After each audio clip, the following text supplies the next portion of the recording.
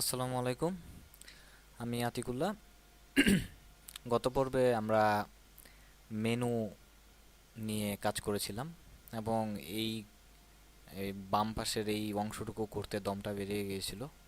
তো যাই হোক, এবার আজকে আমরা আরেকটু যেই রাইট সাইড লেফট সাইড কলামের যে আরেকটু অংশ বাকি রয়েছে, যে এখানে লাস্ট পোর্টটুকু, আমার পিএইচডি ফাইলটা যদি দেখি তাহলে এখানে দেখুন যে আমার লাস্ট অংশটুকু এরকম। তো এটির জন্যে আমাকে যে কাজটি আমি করতে যাচ্ছি সেটি হচ্ছে, প্রথমে আমার যেটি আমার এখানে দরকার সেটি হচ্ছে এই আর্টিকেল এটি। তো এটির জন্যে, তার মানে এই অংশটা, এটি হচ্ছে আমার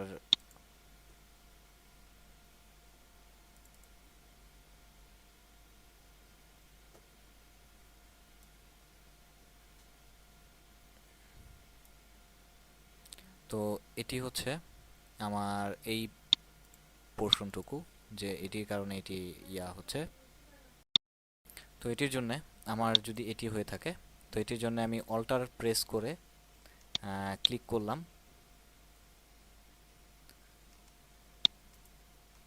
তাহলে দেখবেন যে আমার শুধুমাত্র এটি থাকছে আর বাকিগুলো চলে যাচ্ছে।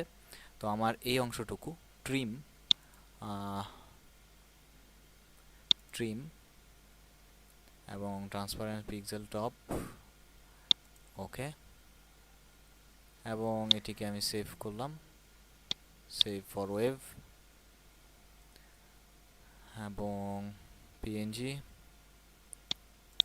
সেভ,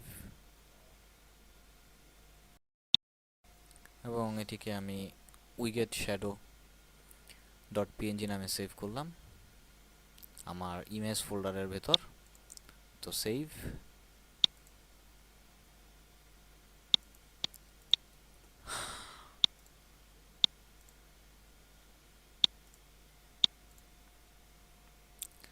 তো এবার আমি আমার ফটোশপে ফিরে আসি, সরি, ড্রিম ওয়েভারে ফিরে আসি। আমার এই ফাইল এই ফাইলটির আমার ফটোশপে এইখানে এই কোণার অংশটুকু এখানে রয়েছে। তো আমরা যদি ড্রিম ওয়েভারে যাই, ড্রিম ওয়েভারে আমরা দেখব যে আমাদের এই পোর্টটুকু লেটেস্ট কোড, এই লেটেস্ট কোডের আন্ডারে যদি আমরা যাই তাহলে এখানে দেখবেন যে আমরা প্রত্যেকটির জন্য উইগেট নামে একটি ক্লাস ডিক্লেয়ার করেছিলাম। তো সেই উইগেট ক্লাসের জন্য আমরা নিচে এখানে widget background image URL widget PNG top right no repeat padding 30% save দিলাম, এবং এটিকে ক্রোম ব্রাউজার যে ওপেন করি তাহলে এখানে দেখতে পাচ্ছি যে আমার ওই কোণার যে অংশটুকু, ডিজাইনটুকু, সেই ডিজাইনটুকু এখানে চলে আসছে। তো এবার, তো এখানে আমাদের ফটোশপের মধ্যে যদি দেখি যে এখানে আমাদের লেটেস্ট পোস্ট, ইন্ডাস্ট্রি নিউজ এই নামে একটি আলাদা আলাদা করে সাইড বার তৈরি করা হয়েছে। তো সেটির জন্যে আমাদের যে কাজটি করতে হবে, এখানে আমরা দেখেছি যে আমরা এখানে উইগেট ক্লাসটি ইউজ করেছিলাম, যেটির যেটির জন্যে, সরি, তো যেটির জন্যে আমরা উইগেট নামে একটি মেনু তৈরি করেছিলাম। সেই উইগেট মেনুটির পাশাপাশি এখানে উইগেট 4, কারণ এখানে আমরা উইগেটের আন্ডারে H4 এই লেটেস্ট পোস্ট, এবং পরেরটির জন্য এখানে যতটা সম্ভব দেওয়া হচ্ছে ইন্ডাস্ট্রি নিউজ।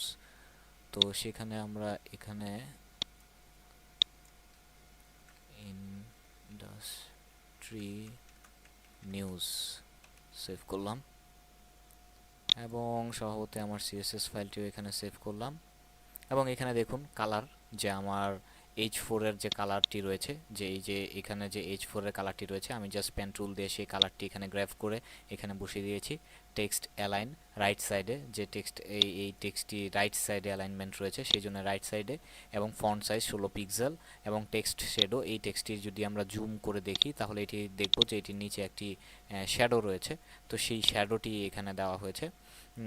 সেই শ্যাডো আমরা ওই উপর থেকে জাস্ট উপরে কই জানি একটা শ্যাডো ওইখান থেকে কপি করে নিয়ে এসেছি, ওই কোডটি বসিয়ে দিয়েছি। তারপর এখানে সবগুলো আপার কেসে রয়েছে লেটার টেক্সট, সেই কারণে আমি এখানে সবগুলো upper case, margin 20 pixel, letter spacing 5 pixel করে দিয়ে ফন্ট উইথ নর্মাল দিয়ে সেভ করলাম। এবার যদি এটি আমি ব্রাউজারে ওপেন করি তাহলে এখানে দেখুন যে আমার লেটেস্ট পোস্ট, ইন্ডাস্ট্রিয়াল নিউজ এইগুলো একটি ফরম্যাটে চলে এসছে।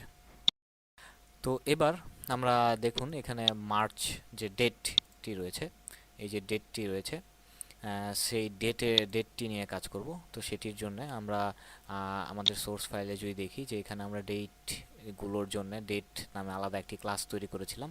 তো সেই হিসেবে এখন সিএসএসে আমরা এখানে উইগেট, তারপর এখানে ডেট নামে আলাদা একটি ক্লাস তৈরি করে এটির ব্যাকগ্রাউন্ড কালার সেই একইভাবে পেন টুলস দিয়ে এখানে থেকে গ্র্যাব করে এখানে ব্যাকগ্রাউন্ড কালার, তারপরে colour, padding, text alignment right with margin, letter spacing, letter font size এবং সবগুলো টেক্সট আপার দিয়ে আমি এটিকে সেভ করলাম। এবার যদি আমি এটিকে ক্রোম ব্রাউজার দিয়ে ওপেন করি তাহলে এখানে দেখুন যে আমার প্রত্যেকটি ডেট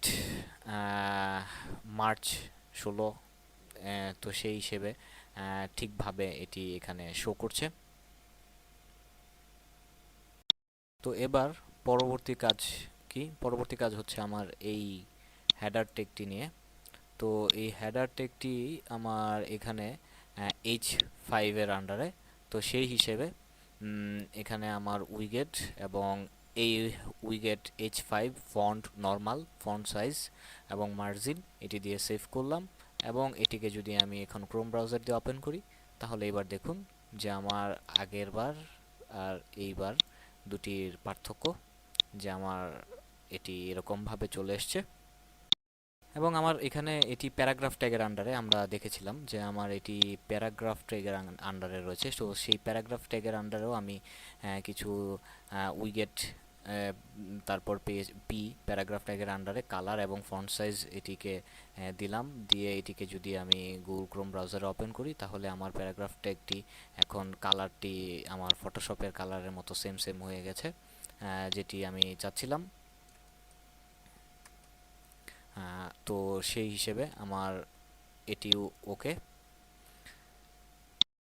এবার এখানে আরও কিছু কাজ, আমি তিনটি ট্যাগ অ্যাড করেছি, যে উইগেট, সাইডবার পোস্ট এবং মার্জিন, নিউজ, ইন্ডাস্ট্রি নিউজ এবং ইন্ডাস্ট্রি ডেট। তো এখানে আমি widget, sidebar post, industry news, তো এটির জন্য আমি যেটি এখানে আমার এই ইন্ডাস্ট্রি নিউজ এটির পূর্বে আমার এখানে উইগেট ক্লাসটি রয়েছে, সেটির বদলে আমি উইগেট ইন্ডাস্ট্রি নিউজ এই ক্লাসটি ডিক্লেয়ার করলাম, সেভ করলাম। এবং ক্রোম ব্রাউজার দিয়ে যদি ওপেন করি তাহলে এখানে দেখতেই পাচ্ছেন যে আমার এটির আমার ফটোশপে যদি দেখি যে এটি আমার ফটোশপে এখানে এক কালার ছিল, এটি সবুজ কালার ছিল এবং এখানে ব্ল্যাক কালার ছিল। তো সেটির এখানে আমি জাস্ট ওই কালারটি চেঞ্জ করে ব্ল্যাক কালার আরেকটি ক্লাস ডিক্লেয়ার করে এবং সেই ক্লাসের সিএসএস ফাইলটি এখানে অ্যাড করেছি, যে আমার মার্জিন টপ এবং নিউজ 4, ইন্ডাস্ট্রি নিউজ 4 এটির আন্ডারে এই কালার হবে, ব্যাকগ্রাউন্ড কালার এটি হবে, এটি দিয়ে আমি এটিকে চেঞ্জ করলাম।